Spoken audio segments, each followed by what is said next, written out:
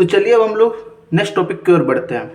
Y strings are immutable इन जावा। जो strings होता है वो इम्यूटेबल क्यों होता है? इम्यूटेबल का ये मतलब होता है कि अगर हम लोग ने कोई ऑब्जेक्ट क्रिएट कर लिया तो उसको हम लोग चेंज नहीं कर सकते हैं। मतलब इम्यूटेबल का मतलब होता है can't change and not change. और हम लोग ने कोई ऑब्जेक्ट क्रिएट कर लिया तो उसको हम लोग आगे जाके चेंज नहीं कर सकते हैं। चलिए आगे और पढ़ते हैं। जैसे कि एक हम लोग ने ऑब्जेक्ट क्रिएट किया जिसको हम लोग ने स्टोर किया str1 में Ankush, and again same object create किया लेकिन उसको हम लोग ने स्टोर किया str2 में।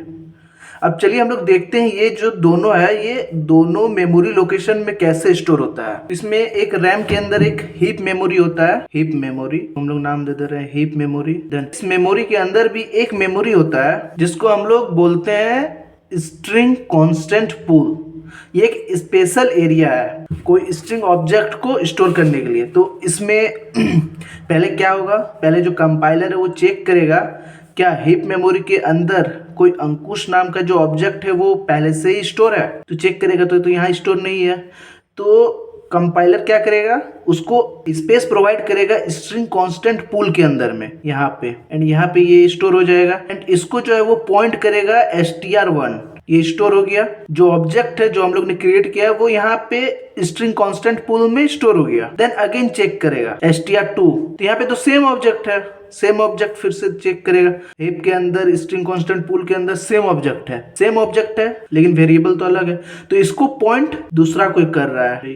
तो मतलब स्ट्रिंग कांस्टेंट पूल के अंदर एक ही ऑब्जेक्ट को दो पॉइंट कर सकता है, दो वेरिएबल पॉइंट कर सकता है, लेकिन दो ऑब्जेक्ट सेम नेम से क्रिएट नहीं हो सकता है। तो यहाँ पे str1 और str2 के लिए कोई नया मेमोरी लोकेशन जो है वो क्रिएट नहीं हुआ है। वो एक ही मेमोरी लोकेशन में दो वेरिएबल के साथ पॉइंट हो रहा है, आप लोग देख सकते हैं। तो इसको रैम क्या करता है, इसको जो रैम है अंकुश को, इसको एक एड्रेस दे रहा है 1000।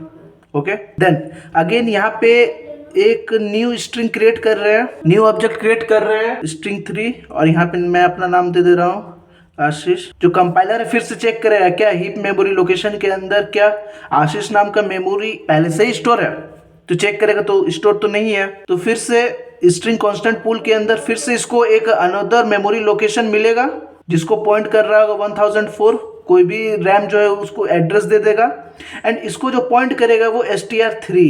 इसको अलग अलग मेमोरी लोकेशन मिला हुआ है। तो यहाँ पे देख सकते हैं अंकुश और आशीष जो है वो अलग अलग ऑब्जेक्ट है, इसलिए दोनों को अलग अलग मेमोरी लोकेशन मिला हुआ है, एंड दोनों जो है वो अलग अलग पॉइंटर से पॉइंट हो रहे हैं, अलग अलग वेरिएबल से पॉइंट हो रहा है। लेकिन अगर हम लोग क्रिएट करते हैं कोई स्ट्रिंग ऑब्जेक्ट न्यू कीवर्ड के थ्रू, उसको स्पेस मिलता है स्ट्रिंग कांस्टेंट पूल के बाहर एंड हीप के अंदर, उसको यहाँ पे स्पेस मिलता है, एंड इसको जो है पॉइंट कर रहा है एड्रेस 100। दोनों सेम ऑब्जेक्ट का नेम है लेकिन दोनों का जो है लोकेशन जो है वो अलग अलग है, दोनों का लोकेशन अलग अलग है।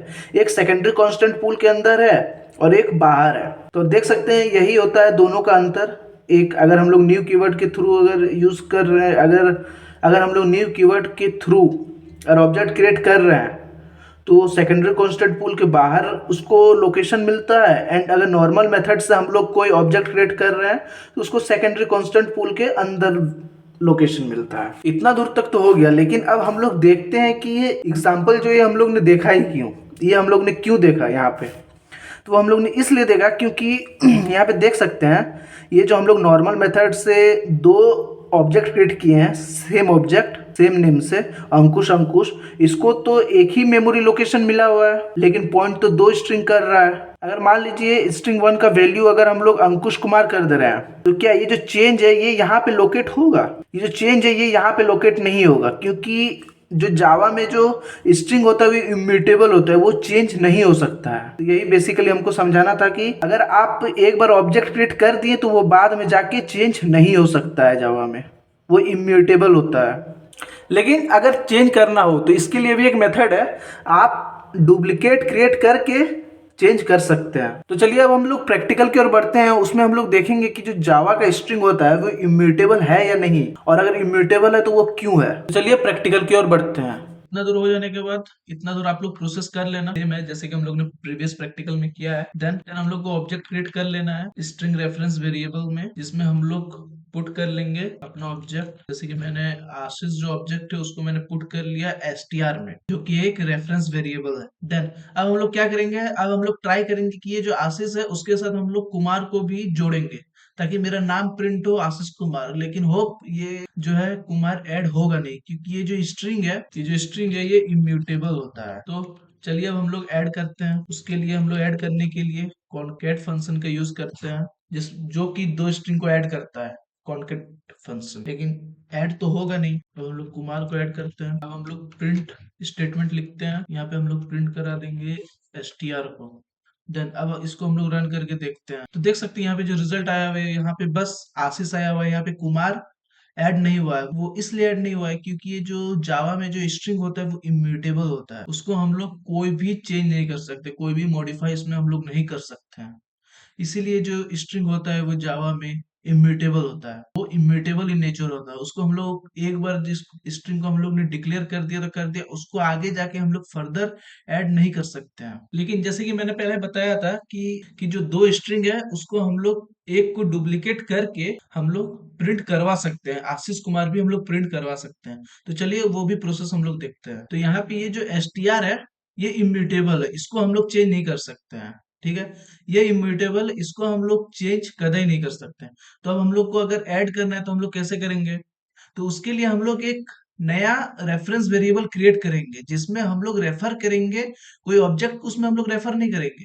ये जो str है इसको हम लोग उसमें रेफर करेंगे। चलिए देखते हैं। तो हम लोग क्या करेंगे, स्ट्रिंग एक न्यू रेफरेंस वेरिएबल हम लोग ने क्रिएट कर लिया, जिसमें रेफर, ये जो ऑब्जेक्ट है ये रेफर नहीं हो रहा है, ये जो str है ये इसको रेफर कर रहा है। आई होप आपको मेरी बात समझ में आ रही है, क्योंकि जो ऑब्जेक्ट है वहां उसको रेफर करने में प्रॉब्लम है, लेकिन हम लोग str को रेफर कर सकते हैं। मतलब वेरिएबल को हम लोग, रेफरेंस वेरिएबल है उसको हम लोग रेफर कर सकते हैं, क्योंकि हम लोग ने क्या पढ़ा है कि जो स्ट्रिंग होता है वो इम्यूटेबल होता है, वेरिएबल तो इम्यूटेबल नहीं होता है। तो यही जो हम लोग ने एक वेरिएबल क्रिएट किया है, जिसके अंदर हम लोग ने इस ऑब्जेक्ट को लोकेट किया हुआ है, रेफर किया हुआ है, तो अब उसको हम लोग रेफर कर रहे हैं str2 के अंदर। ओके, अब यहाँ पे हम लोग प्रिंट करवाएंगे, str को हम लोग प्रिंट नहीं करवाएंगे, यहाँ पे हम लोग str2 को प्रिंट करवाएंगे। चलिए हम लोग प्रिंट करते हैं, तो देख सकते हैं हम लोग का आ चुका है आशीष कुमार। यहाँ पे थोड़ा स्पेस दे देता हूँ, देन अब रन करते हैं। देख सकते हैं आशीष कुमार हम लोग का रन हो रहा है। यहाँ पे हम लोग ने जो नया रेफरेंस वेरिएबल बनाया है str2, वो रेफर कर रहा है किसको, एक हम लोग ने जो वेरिएबल बनाया था पहले str, उसको वो रेफर कर रहा है। Then उसके अंदर हम लोग मॉडिफाई और चेंज कर रहे हैं, मतलब यहाँ पे इसी का हम लोग ने एक डुप्लीकेट बना लिया, इसको, एंड उसको हम लोग रेफर कर रहे हैं str2 के अंदर।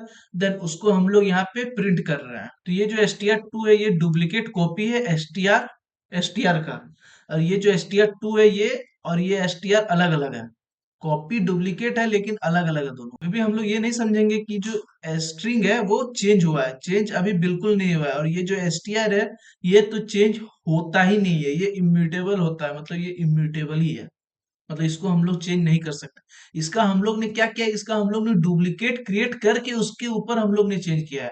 इस str को हम लोग ने चेंज नहीं किया है। चेंज कब हुआ है, जब हम लोग ने एक नया रेफरेंस वेरिएबल क्रिएट किया है एंड कुमार को उसमें हम लोग ने कॉन्कैट किया है, देन चेंज हुआ है। मतलब वो डायरेक्टली चेंज नहीं हुआ है, वो इनडायरेक्टली चेंज हुआ है with the using of duplicate method. अब जाके हम लोग का जो है वो स्ट्रिंग कॉन्कैट हुआ है। तो इसका मतलब सिंपल है कि जो स्ट्रिंग होता है जावा में वो इम्यूटेबल होता है, लेकिन उसका एक उपाय है।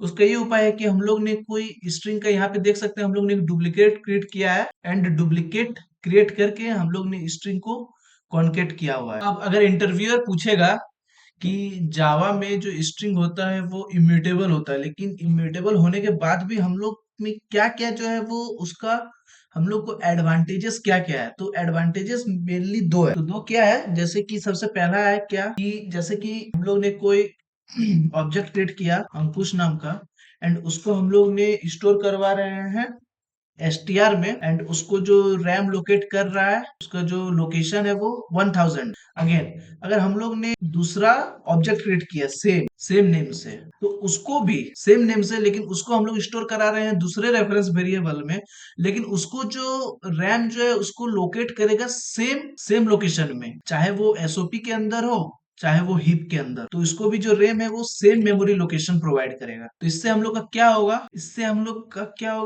लोग का जो एग्जीक्यूशन का प्रोसेस है वो हम लोग का फास्ट होगा। मतलब जो एग्जीक्यूशन का प्रोसेस है, एग्जीक्यूशन प्रोसेस बिकम फास्ट। इस दो लाइन को अपने नोट में जरूर से नोट कर लेना। आई होप अगर आपको वीडियो हेल्पफुल लगा हो तो एक लाइक जरूर से करना, और अगर कहीं भी कोई भी प्रॉब्लम आ रही हो, कुछ नहीं है समझ पा रहे हो, तो मुझे जरूर से बताना।